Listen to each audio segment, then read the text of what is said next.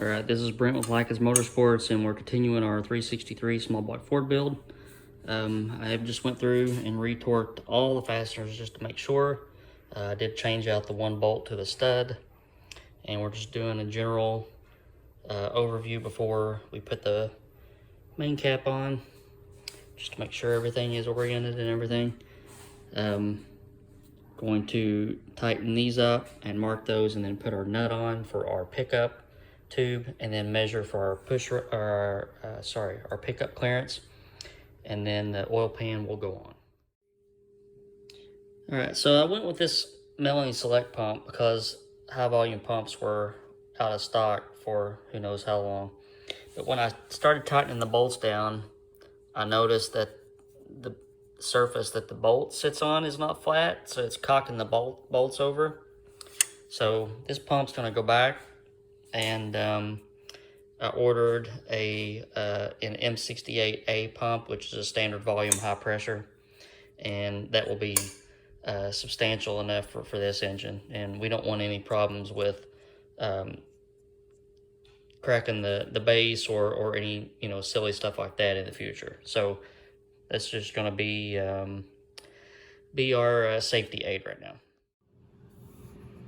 All right, so we got our M68A pump bolted on, a lot better shape now. Got the bolts tight, pickup bolts are tight, flange covers the cup. Sometimes I've seen manufacturers send the pickups and this is backwards and the cup isn't covered. You want that covered just in case of emergencies. And then our pickup support bolt or stud has a fiber lock nut on it. So I have already measured the pickup clearance, and we're going to lay our gasket down with a thin layer of silicone on each side like I normally do. You can use a one-piece oil pan gasket here, but depending on which gasket you use, you may have to notch it for the main cap. And I also know that the Mylodon one-piece gaskets have the little tabs that keep it from moving, and sometimes the pan rails are thicker or wider, and those little tabs just don't work good. So I'm gonna go with a good tried and true cork, and we'll get that on now. All right, so our oil pan is bolted on. This is a really nice looking Canton black powder coated pan, and I'm using the stainless bolt kit from Alloy Bolts. I like to do things on Windsors in a specific sequence, and I don't like putting the oil pan on with the balancer on, and here's the reason. This seal that goes on the timing cover and in the back, I've been bit by this before with the harmonic balancer covering it. Sometimes this seal wants to kind of curl over a little bit, and with the balancer off, I can shine my pin light back in there and make sure that it's not. And the same for this right here. It's a lot easier to see. Sometimes you have to manipulate that seal with a little flathead screwdriver as the pan is tightening down. But I go back through and I just do a little extra insurance back here and just run a really nice looking bead of silicone in this groove and on the front. And it looks really neat, and it pretty much eliminates all the chances of a leak back there. So everything's tight. And if you've never put on a Windsor pan before, the two bolts back here and the two bolts in the timing cover use a 1/2-inch socket. All the other little bolts are a 7/16 socket, and just a really nice, you don't want any silicone smushing out anywhere. You just need a really thin layer on both sides and just a little bit of tightening. You don't need to lay on it. But there she be.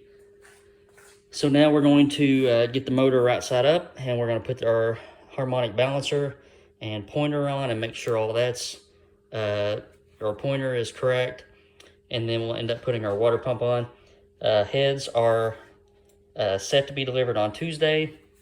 Got some AFR 185 CC heads, and I've been waiting for those for a long time. and they were supposed to have been delivered a couple weeks ago.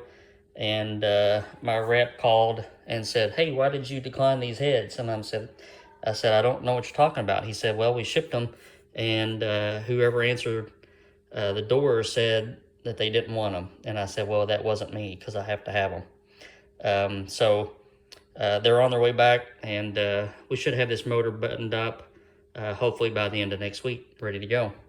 All right, on to the balancer. All right, so the easiest way to check top dead center, in my opinion, is with the head off.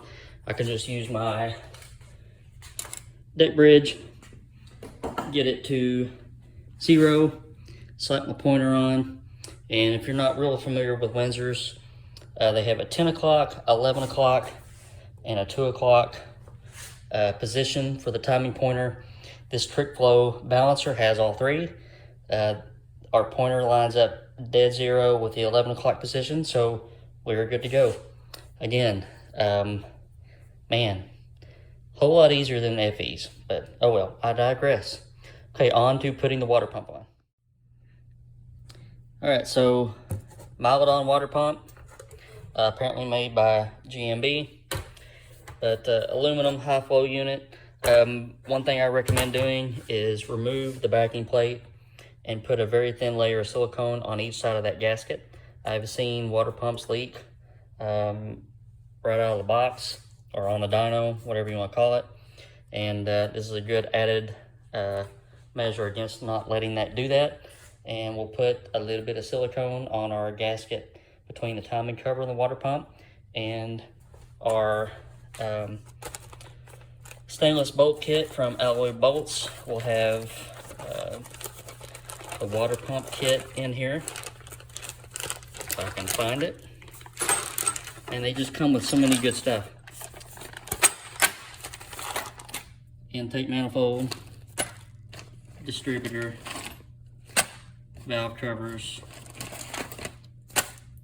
water neck, water pump. All right, so let's get this sealed up and bolted on. All right, since this is a block that's made like the factory roller blocks, I'm using some Ford Racing hydraulic roller lifters, and I went ahead and got those oiled up and dropped in. I'm gonna leave these two out because I'm gonna check piston and valve clearance. I use a special lifter to do that. It's one of these that it's been modified. I take the circle clip out and shim the lifter cup up so that it's solid, and then that lets me check piston and valve clearance and also check my push rod length. So I'll leave these two out, and the next step is to get my MSD distributor and get that recurved and dropped in so I can fill this hole while the engine is like this. All right, here is our distributor. It's a MSD Pro billet, and I ordered this. Pretty much anytime you see a part number, you can put a 1 on the end of it and get the steel distributor gear, and we need that for our billet steel cam. They come with a really lazy advanced curve, and I always swap that out. So I'm gonna swap the bushing out for a black bushing, and then use a light silver spring and a heavy silver spring, and that's going to get our advance all in by about 2,800 RPM. Then I'm going to put our O-ring gasket on, and also swap to the black cap. I just don't like that red cap. All right, so I'll get this done. We'll get our distributor dropped in, and then I think that's going to be about it for this weekend until we get some cylinder heads on Tuesday. And then we can start buttoning this thing up. And I got an extra surprise coming tomorrow. I'm trying to think what day it is. Friday. I'm picking up the next dyno mule, and it's going to be a big surprise, and I'm excited, and I hope you'll be excited too. So look forward to seeing another video on getting that done. All right, guys, have a good weekend. Punch that like button and punch that subscribe button if you haven't already. Talk to you later. Bye.